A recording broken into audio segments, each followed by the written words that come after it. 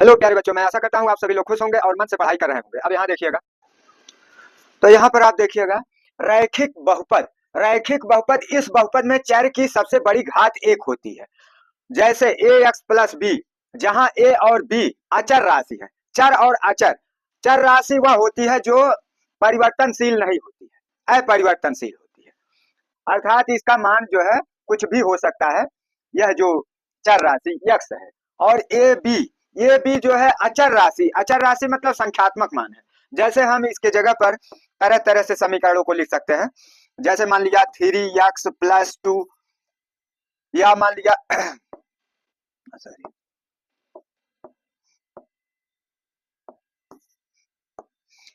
जैसे हमने लिखा 3x और +2, तो यह क्या है? रैखिक बहुपद है। क्योंकि इसमें रैखिक बहुपद ऐसे बहुपद को कहते हैं जिसकी सबसे छोटी घात, मतलब सबसे बड़ी या छोटी कह लीजिए, एक घात का होना चाहिए। तो चर इसमें यक्स जो है सबसे बड़ी घात के रूप में, एक घात के रूप में है, अर्थात सिर्फ यक्स होना चाहिए। वाई है तो सिर्फ वाई होना चाहिए, इस पर कोई घात नहीं होनी चाहिए। तो ऐसे व्यंजक को जिसमें चर की कोई घात न हो, उस तरह के व्यंजक को हम रैखिक बहुपद कहते हैं। अब जैसे इस तरह के व्यंजक हम कई लिख सकते हैं। जैसे मान लिया 5x या -5x, यह भी हो जाएगा क्योंकि इसमें भी यक्स की कोई घात नहीं है। मान लिया लिख दें 4y, या 4y मान लिया लिखते रहे, तो 4y में y की कोई घात नहीं, तो ये भी जो है क्या है? रैखिक बहुपद है। अब मान लिया लिख दिए 4y+6, तो यह भी रैखिक बहुपद है, क्योंकि इसमें जो है अचर पद से कोई मतलब नहीं है, अचर राशि से कोई मतलब नहीं है। 3, 2, 5, 7, 100, 2000, 5000 लिखा उससे कोई मतलब। लेकिन जो इसमें चर दिया हुआ है, जैसे यक्स है, तो इसमें कोई घात नहीं होना चाहिए। वाई है चर अगर, तो इसमें कोई घात नहीं होना चाहिए। ऐसे व्यंजकों को हम रैखिक बहुपद कहते हैं। अब इसके बाद हम अगला देखते हैं, द्विघात बहुपद। अर्थात रैखिक बहुपद जिसकी एक घात होती है चर की, उसे रैखिक बहुपद कहते हैं, और एक घात लिखी नहीं जाती है, इसलिए हम सिर्फ एक्स वाई जेड जो भी होगा, अगर सिर्फ लिखा हुआ है तो इसका मतलब रैखिक बहुपद है। अब इसके बाद आप देखेंगे द्विघात बहुपद। द्विघात बहुपद को आप लोग देखेंगे किस तरह से होता है द्विघात बहुपद। तो द्विघात बहुपद के बारे में आप लोग देखेंगे, इस बहुपद में चर की सबसे बड़ी घात 2 होती है। जैसे मान लिया यहाँ लिखा हुआ है ax² + bx+c, जहां a b c अचर राशि है, मतलब संख्याएं हैं।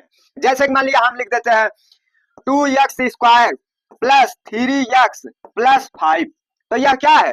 द्विघात बहुपद है, क्योंकि इसमें यक्स अर्थात चर यक्स है। चर यक्स की सबसे बड़ी घात 2 है। तो अगर किसी व्यंजक में चर की घात सबसे बड़ी घात 2 हो, तो वह जो है द्विघात बहुपद कहलाएगा। अब द्विघात बहुपद आपका कई तरह से हो सकता है, ये दोनों पद न हो, केवल ये पद हो, तभी द्विघात बहुपद होगा। मतलब 2 घात वाला सबसे बड़ा पद, सबसे बड़ी घात वाला पद होना चाहिए, तभी वह द्विघात बहुपद कहलाएगा। अब आप कहिए 3x + 5 लिख दे, यह द्विघात बहुपद नहीं है। लेकिन 2x² सिर्फ लिख दे तो यह द्विघात बहुपद है। तो इस तरह से हम कई रूपों में लिख सकते हैं, इसको हम बता दे रहे हैं। जैसे मान लिया लिख दिया गया -3x² + 5, तो यह भी जो है रैखिक द्विघात बहुपद है। और अगर हम इसको लिख दें सिर्फ यक्स वाला ही पद, जैसे 5x² लिख दें, केवल मतलब x² वाला पद, तब भी जो है यह द्विघात बहुपद है। कहने का मतलब यह है कि x² वाला पद उसमें होना चाहिए। x² वाला अगर पद है तो वह द्विघात बहुपद होगा। जैसे इसमें देखिए x² वाला पद है, अब उसके आगे पीछे कुछ भी लिखा है उससे कोई मतलब नहीं है। उससे छोटी घात वाला पद है, उससे कोई मतलब नहीं है। लेकिन इससे बड़ी घात वाला पद इसमें नहीं होना चाहिए, x³ नहीं होना चाहिए। द्विघात बहुपद के लिए x² ही सबसे बड़ी घात के रूप में होगा, तभी वह पूरा पद जो है द्विघात बहुपद कहलाएगा। अब देखिए इसमें भी x² है, द्विघात बहुपद कहलाएगा। इसमें भी x² है, तो ये भी द्विघात बहुपद कहलाएगा। अब इसके बाद आप देखेंगे द्विघात बहुपद के शून्यक।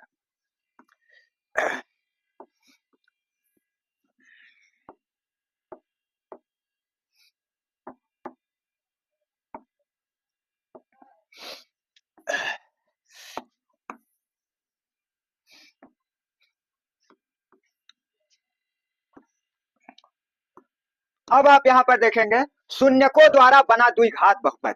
इन शून्यकों द्वारा द्विघात बहुपद कैसे बनेगा? जैसे मान लिया अल्फा बीटा इसके शून्यक है, मतलब इसके मान है यक्स के। तो अगर अल्फा बीटा का मान लेते हैं कि अल्फा बराबर 3 दिया हुआ और बीटा बराबर 4। तो अगर दोनों मूल मतलब इसके दोनों शून्यक दिए हुए हैं अल्फा और बीटा, तो हम अल्फा बीटा का मान रख करके समीकरण शून्यकों द्वारा जो है बना बहुपद जो है ज्ञात कर सकते हैं। जैसे मान लिया यहाँ पर एक्स स्क्वायर है, एक्स स्क्वायर और फिर जो है माइनस अल्फा का मान 3 मान लेते हैं, बीटा का मान 4 मान लेते हैं। तो यहाँ बगल में एक्स है प्लस अल्फा इंटू बीटा, इसका मतलब 3 इंटू 4 हो गया, यहाँ 3 इंटू 4 लिख देंगे। तो अब यह देखिए किस तरह का बहुपद बनता है। यहाँ एक्स स्क्वायर है और यहाँ 4 और 3 को जोड़ दिए 7, माइनस 7 एक्स हो गया और प्लस यहाँ पर 4 दिया 12 हो गया। तो इस तरह से x square minus 7 x plus 12 जो है शून्यकों को रखने पर, शून्यक मतलब अल्फा बीटा, शून्यकों द्वारा बना द्विघात समीकरण, मतलब alpha plus beta alpha into beta के द्वारा इस तरह से अगर समीकरण में रखा जाएगा शून्यकों का मान, शून्यक मान लिया 3 4 है अर्थात अल्फा बीटा का मान 3 4 लिख करके इस तरह से आप समीकरण बना सकते हैं। अब इसके बाद आप देखेंगे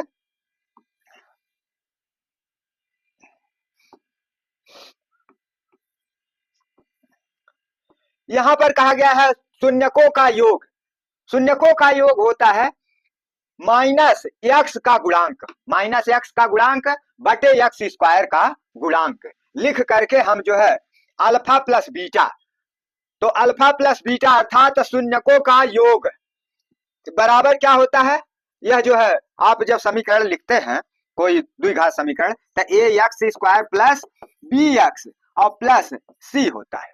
तो इसका मतलब यह है कि यहाँ अल्फा प्लस बीटा का मान माइनस बी बटा ए, तो माइनस बी बटा ए, बी क्या चीज है, एक्स का गुणांक, बी जो है क्या है, एक्स का गुणांक है, और फिर जो है नीचे एक्स स्क्वायर का गुणांक, एक्स स्क्वायर का गुणांक ए है तो इसलिए बी बटा ए लिखा जाता है। अल्फा प्लस बीटा अर्थात शून्यकों का योग जो है माइनस एक्स का गुणांक बटे एक्स स्क्वायर का गुणांक अर्थात माइनस बी बटा ए होता है। अब इसके बाद अगला देखते हैं शून्यकों का गुणनफल। तो शून्यकों का गुणनफल किस तरह से है इसको आप लोग देखेंगे।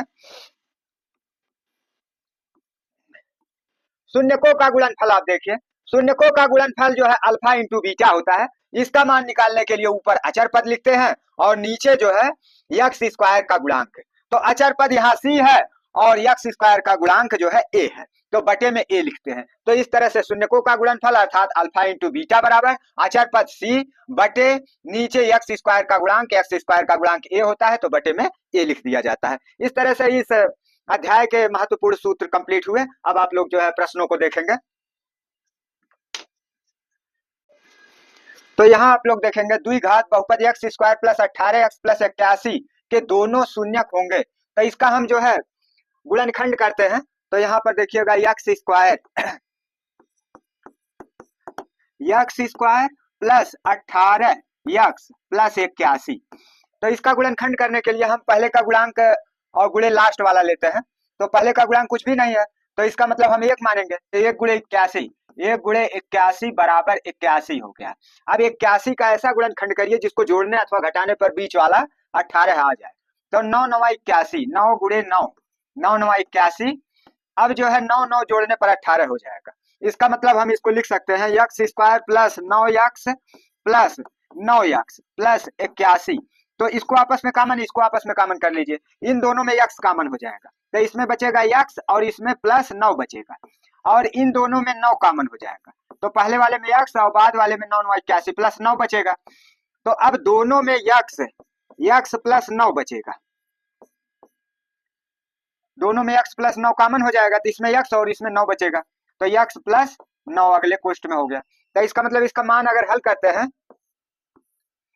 तो एक्स प्लस 9 बराबर एक्स प्लस 9 बराबर एक्स बराबर हो जाएगा -9 और इसका भी मान हल करते हैं तो उतना आएगा। तो इसका मतलब एक्स का जो भी मान आएगा एक जैसा मान आएगा, दोनों -9 9 आएगा, तो इसका मतलब दोनों समान होंगे, दोनों मान क्या होंगे, समान। इसका मतलब समान वाला विकल्प जो है सही विकल्प है। इस प्रश्न में आप लोग देखेंगे किसी बहुपद f(x) के लिए y बराबर f(x) का ग्राफ दिया है, ग्राफ में f(x) के शून्यकों की संख्या होगी। तो यह ग्राफ जो टेढ़ा प्रदर्शित हो रहा है यही ग्राफ है। यह ग्राफ x अक्ष को जितने बिंदुओं पर काटता है उतने शून्यक इस x के होंगे। तो इसका मतलब एक बार यहाँ काट रहा है, एक बार यहाँ काट रहा है, फिर यहाँ काट रहा है, 3 जगह काट रहा है, तो इसका मतलब इसके 3 शून्यक होंगे, तो 3 शून्यक होंगे तो इसका बी पार्ट वाला उत्तर सही उत्तर होगा। तो इस प्रश्न में आप लोग देखेंगे किसी द्विघात बहुपद A X square plus B X plus C A is not equal to 0 के लिए संगत समीकरण y is equal to A X square plus B X plus C के ग्राफ का आकार होगा। तो देखिए द्विघात समीकरण के ग्राफ का आकार परवलयाकार होता है, इसलिए आपका यह जो है सी पार्ट वाला उत्तर सही उत्तर होगा। तो इस समीकरण में आप देख रहे हैं यदि बहुपद x square minus 3x plus 5a का एक शून्यक 2 है तो a का मान होगा शून्यक अर्थात x का मान जो है यहाँ पर 2 दिया हुआ है।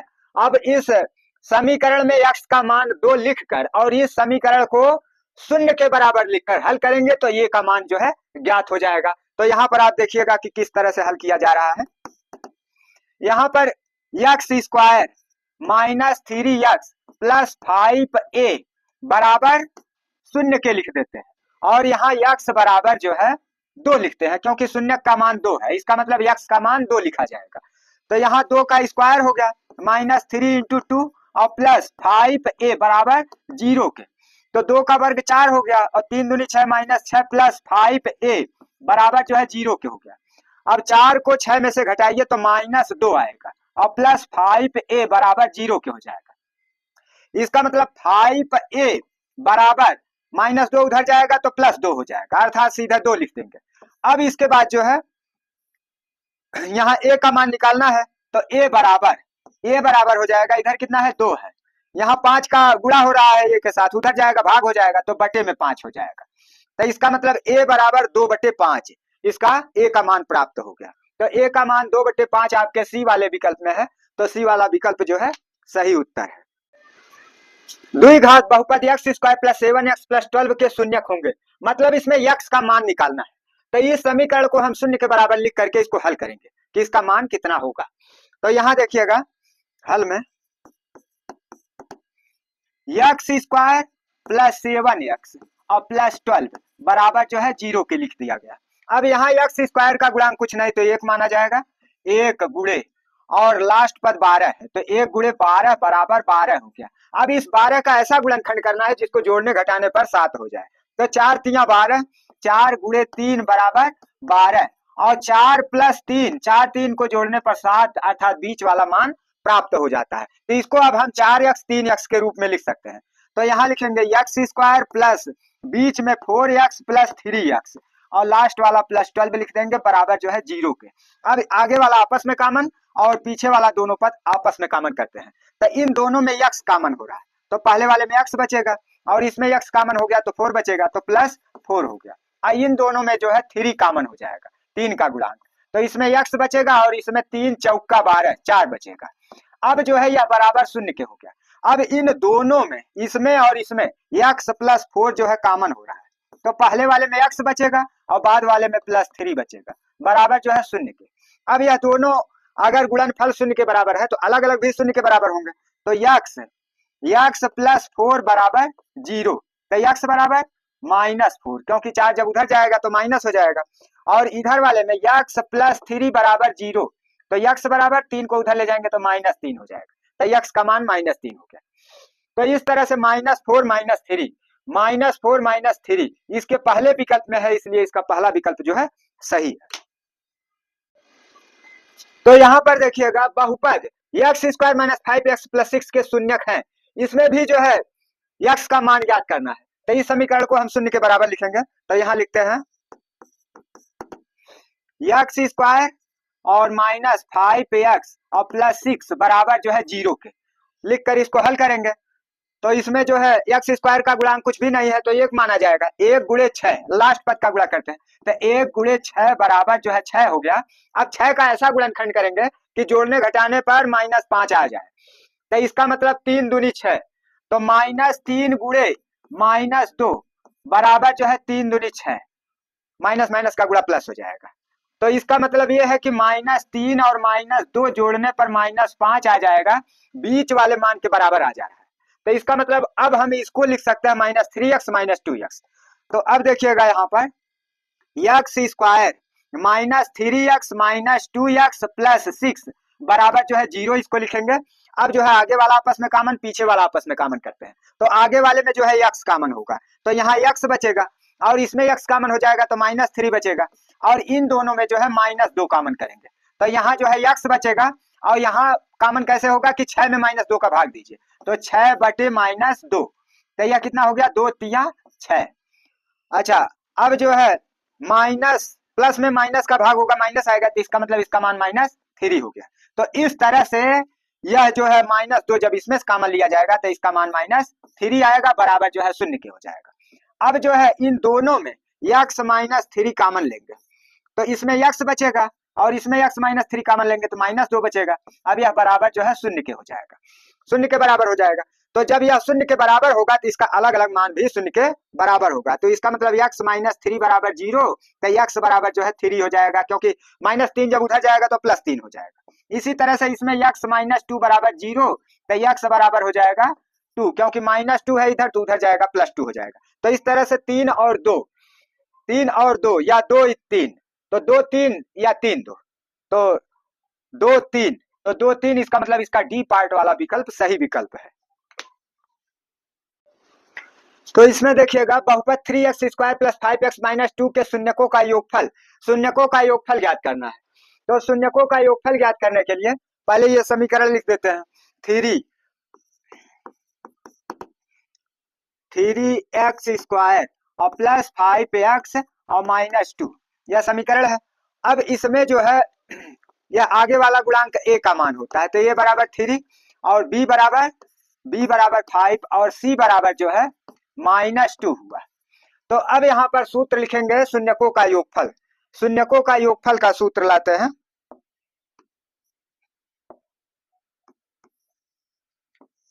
शून्यकों के योगफल का सूत्र, तो यहाँ पर दिया जा रहा है शून्यकों के योगफल का सूत्र, जिसके माध्यम से क्या है कि अल्फा प्लस बीटा शून्यकों का योग होता है, बराबर माइनस x का गुणांक, x का गुणांक वही है, x का गुणांक जो है 5, अर्थात b का मान है b बटे a, तो यहाँ पर हो गया बराबर माइनस b का मान 5 है और a का मान 3 है, तो बटे 3, तो यह x का गुणांक है 5 और x² का गुणांक 3 है, तो बटे 3 हो गया, और सामने जो है माइनस चिन्ह होता है, तो यही जो है शून्यकों का योग हो गया, शून्यकों का योगफल। इस समीकरण में आपको बताना है शून्यकों का गुणनफल, तो शून्यकों के गुणनफल का सूत्र यहां से रखते हैं, शून्यकों का गुणनफल क्या होता है। तो अब आप देखिएगा यहाँ कहा जा रहा है शून्यकों का गुणनफल बराबर अचर पद, अचर पद यह लास्ट वाला पद है, तो इसका मतलब अचर पद क्या हो गया, अचर पद लास्ट वाला पद -1 और बटे में x² का गुणांक, x² का गुणांक 4 है तो बटे 4 लिख दिए, तो यही जो है क्या हो गया, यही जो है शून्यकों का गुणनफल हो गया। शून्यकों का गुणनफल बराबर अचर पद लास्ट वाला पद है और बटे में x² का गुणांक, x² का गुणांक जो है 4 है तो बटे में 4 हो गया। तो यह किस विकल्प में है, बी वाले, तो इसलिए बी विकल्प इसका सही उत्तर होगा। तो इसमें आप देखेंगे द्विघात बहुपद में 2 शून्यक प्राप्त होते थे, तो 3 घात बहुपद में अर्थात त्रिघात बहुपद में 3 शून्यक प्राप्त होंगे, तो इसलिए शून्यकों की संख्या 3 होगी, तो यहाँ शून्यकों की संख्या 3 होगी। तो प्यारे बच्चों यहाँ पर देखिएगा प्रश्न 1 2 3, फिर यह जो है यह 3 प्रश्न जो है आप लोगों का 2 नंबर वाले अंक में पूछा गया है, 2 अंक वाले प्रश्न में 2 अंक, 2 अंक, और यह जो तीनों प्रश्न है यह 4 अंक वाले प्रश्न में पूछा गया है।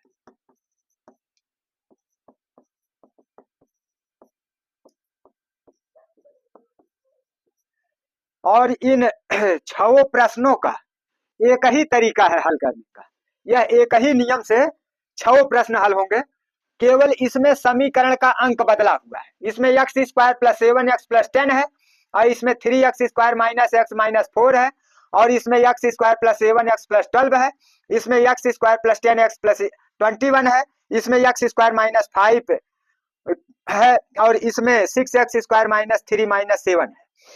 तो यह जो है सभी प्रश्न एक ही नियम से आपको हल करना है, तो इसमें सबसे ज्यादा जो बार बार आया हुआ, एक बार 19 में, एक बार 24 में, एक बार 25 में। तो इस प्रश्न को हम जो है हल कर देते हैं कि किस तरह से इसका सॉल्यूशन होगा, और इसी तरह से यह छवो प्रश्न इसी एक ही नियम से जो है हल किए जाएंगे। तो आप इसको बहुत ही इंपॉर्टेंट प्रश्न समझिएगा और इसको अच्छे से तैयारी करिएगा बाकी प्रश्नों का। इसमें हम जो है जो सबसे ज्यादा बार आया है उसको हम हल कर देते हैं, और जिस तरह से यह हल होगा उसी तरह से यह भी होगा, इसी तरह से यह भी होगा, इसी तरह से ये भी होगा, इसी तरह से यह 6 प्रश्न होंगे। तो इसमें इसी तरह का प्रश्न आपके बोर्ड परीक्षा में हर साल एक प्रश्न आता है। तो इसलिए आप इसका नियम अच्छी तरह से समझ लीजिएगा। यह क्वेश्चन हम बताने जा रहे हैं, और इसी तरह के समीकरण अंक बदल करके नए क्वेश्चन में आ सकते हैं, आएंगे निश्चित है। तो अब देखिएगा आप,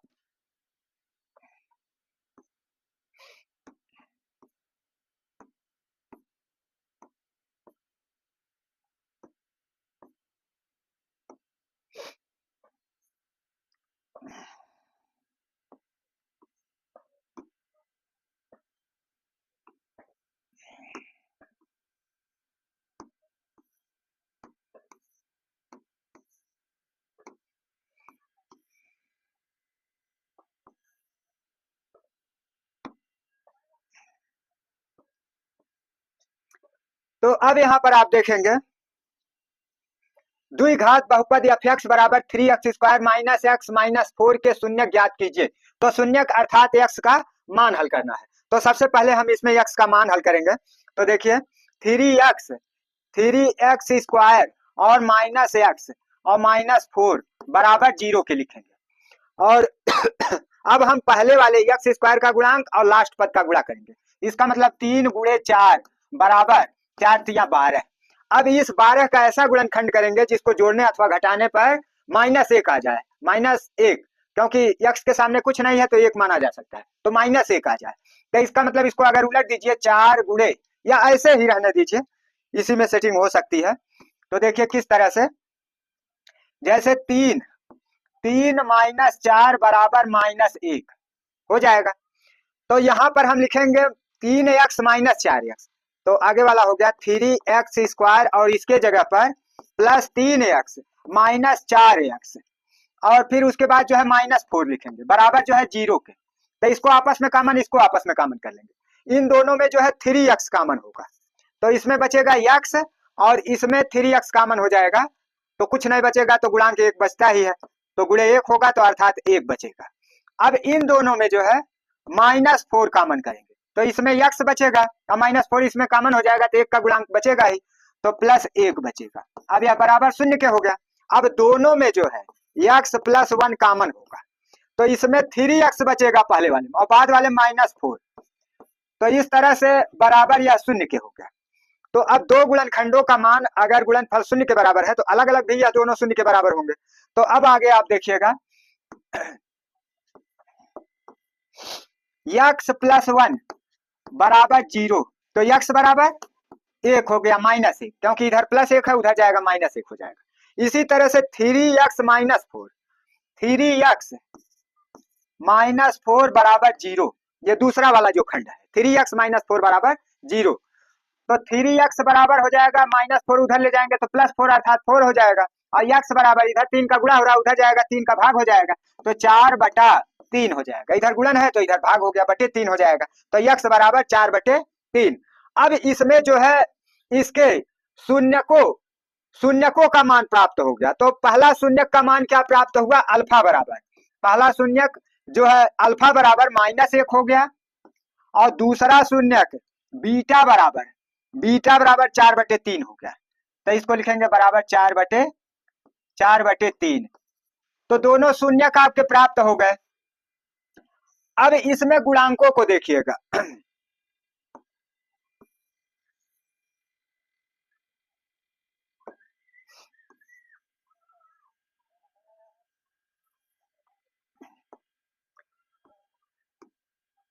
अब इसके बाद आप देखिएगा, इतना हल करने के बाद आप फिर जो है इसके गुणांकों को, इसके गुणांक a b, इसका गुणांक b, इसका या लास्ट वाला पद c, तो गुणांक कितने कितने हो गए, a बराबर 3, बी बराबर, इसके आगे कुछ नहीं है तो एक माना जाता है, तो -1, बी बराबर -1 और सी बराबर जो है -4 हो गया, -4 हो गया। तो अब यह गुणांक हो गए, यह शून्यक हो गए। तो गुणांकों, यहाँ कहा जा रहा है शून्यकों तथा इसके गुणांकों के बीच संबंध का सत्यापन कीजिए। तो गुणांकों और शून्यकों के बीच के संबंध का यहाँ पर दो सूत्र है, दो सूत्र है। एक सूत्र है गुणांकों के गुणनफल का, और एक सूत्र है आपका जो है अल्फा प्लस बीटा बराबर, और एक अल्फा इंटू बीटा है। तो दोनों संबंधों को, एक संबंध है अल्फा प्लस बीटा बराबर -b/a, एक संबंध है, और दूसरा संबंध है अल्फा इंटू बीटा बराबर c/a। तो इन दोनों संबंधों को हमें जो है सिद्ध करना है कि यह मान इस मान के बराबर आता है, तो इसका मतलब सत्य है। और क्या संबंध है वो स्पष्ट हो गया, और यह मान इस मान के बराबर आता है, तो यह भी स्पष्ट हो गया कि हाँ, इसके गुणनफलों का जो संबंध है वो सत्य है। तो अब हम जो है यहाँ पर इन संबंधों को हल करते हैं। तो इन दोनों संबंधों को हमें ज्ञात करना है, यही सत्यापन हो जाएगा। यहाँ कहा जा रहा है शून्य को इसके गुणांकों के बीच संबंध का सत्यापन कीजिए, मतलब अल्फा प्लस बीटा बराबर इतना के होता है और अल्फा इंटू बीटा बराबर इतना के होता है, इस संबंध का आपको सत्यापन करना है। तो सत्यापन करने के लिए किस तरह से आप सत्यापन करेंगे इसको देखिएगा।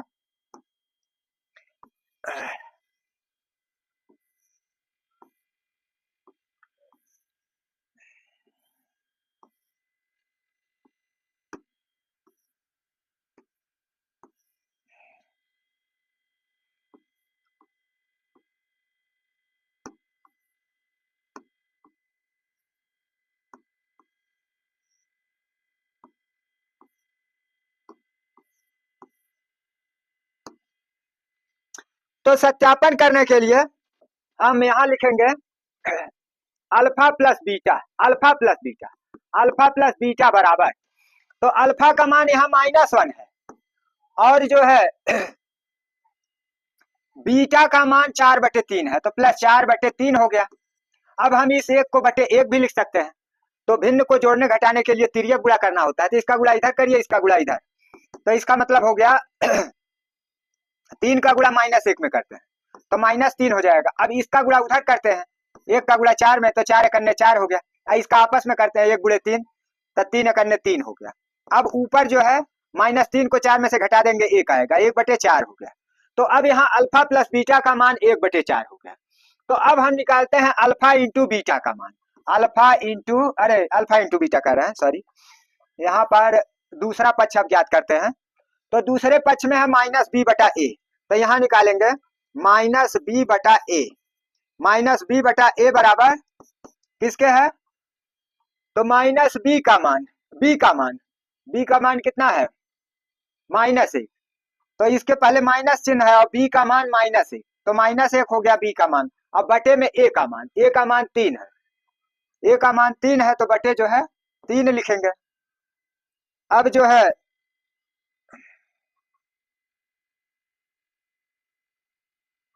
इसमें कुछ गलती, हाँ यहाँ पर देखिएगा कुछ मिस्टेक है।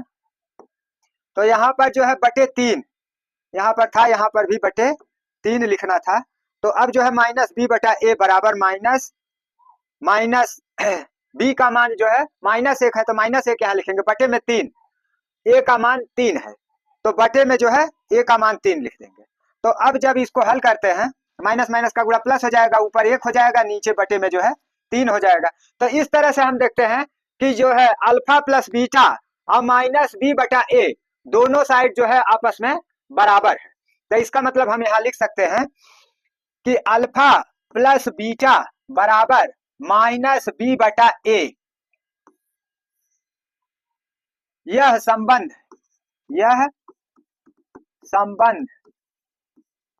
सत्य है, यह संबंध सत्य है। तो यह संबंध सत्य है, इस तरह से लिख देंगे। अब जो है इस संबंध को हल करते हैं, अल्फा इंटू बीटा बराबर, तो अल्फा का मान -1, तो यहाँ लिखेंगे -1 गुणे बीटा का मान 4/3, तो गुणे जो है 4/3 लिखते हैं। तो माइनस प्लस का गुणा प्लस माइनस हो जाएगा, तो यहाँ -4/3 आ जाएगा। अब निकालते हैं c बटा ए, c बटा ए, तो c का मान यहाँ -4, तो -4 लिखेंगे। अब बटे में a का मान जो है 3 है, तो बटे जो है 3 लिख देंगे। तो इस तरह से -4/3 इस अल्फा इंटू बीटा का भी मान है और c बटे ए का भी मान है। तो यहाँ लिखेंगे अल्फा इंटू बीटा बराबर c बटा ए, c बटा ए, यह संबंध है, सत्य है, यह संबंध सत्य है, सत्य है। तो इस तरह से हम जो है यहाँ पर क्या ज्ञात किए, गुणांकों और शून्यकों के संबंधों का सत्यापन, कि मतलब अल्फा प्लस बीटा बराबर बी बटे ए, अर्थात शून्यकों का योग गुणांकों के बी और ए के अनुपात के बराबर है, और गुणनफल का अनुपात, शून्यकों के गुणनफल का अनुपात गुणांकों के सी और ए के अनुपात के बराबर है। तो इस तरह से दोनों संबंधों को हमने, इस संबंध को यहाँ सत्यापित कर दिया, दोनों पक्ष बराबर हो गया, तो इसका मतलब संबंध सत्य है। इसमें भी आपने मान रख करके हल करके देख लिया, यह संबंध बराबर है, दोनों मान, दोनों साइड वाले मान बराबर है, इसका मतलब यह संबंध भी सत्य है। तो यही आपको ज्ञात करना था। इस द्विघात समीकरण में कहा जा रहा है कि एक शून्यक -3 है, मतलब x का मान 3 है, तो p का मान ज्ञात कीजिए। तब आपको जो है p का मान ज्ञात करना है। तो इसको हल करने के लिए आप देखिएगा किस तरह से किया जाएगा। तो इसके लिए पहले हम इस समीकरण को नीचे लाते हैं, p -1 और बगल से जो है x² है, और प्लस px और +1, तो इसको हम बराबर जो है 0 के लिख देंगे, और इसमें एक शून्यक -3 लिखते हैं, मतलब x का एक मान जो है -3 लिखकर हल करते हैं, तो p का मान जो आएगा वही इसका मान हो जाएगा। तो p -1, और यहाँ पर देखिए x का मान क्या है, x का मान -3, तो यहाँ लिखेंगे हम -3 का स्क्वायर, और प्लस p इंटू x का मान जो है -3 यहाँ लिया गया है, तो -3 हो गया, +1 बराबर 0 के। अब जो है p -1 और यहाँ जो है -3 का स्क्वायर, 3 त्रिक का 9, माइनस का 2 बार गुणा हुआ, प्लस हो जाएगा, तो यहाँ हो जाएगा गुणे 9, और प्लस यहाँ पर तो जो है आपका प्लस और माइनस का गुणा हुआ तो माइनस हो जाएगा, तो p इंटू -3, तो -3p हो जाएगा, और उसके बाद इसके बगल में +1 है बराबर 0 के। अब इधर देखिए 9 का गुणा p में करते हैं तो 9p हो जाएगा, और 9 का गुणा -1 में करते हैं तो -9 हो जाएगा, और फिर इसके बाद -3p और +1 बराबर जो है 0 के हो गया। तो अब इसके बाद हम क्या करते हैं कि 9p में से 3p घटा दीजिए तो 6p हो जाएगा, तो यहाँ होगा 6p, और फिर -9 में से जो है एक धनात्मक कम कर दीजिए तो -8 हो जाएगा। अब यह बराबर जो है 0 के हुआ, तो अब जो है 8 को उधर ले जाएंगे, -8 को उधर ले जाएंगे, तो 6p बराबर -8 उधर जाएगा तो +8 हो जाएगा। अब इसके बाद p बराबर, तो इधर p का 6 के साथ गुणन हो रहा है, तो उधर जाएगा तो भाग हो जाएगा, इसका मतलब इधर आएगा तो 8/6 हो जाएगा, तो 6 ऊपर नीचे काट के छोटा कर दीजिए, तो p बराबर हो गया, 2 से काटिए इसको, 2 चौके 8 और 2 तिया 6, तो इसका मतलब p का मान 4/3 हो गया। तो इस तरह से p का मान प्राप्त हो गया।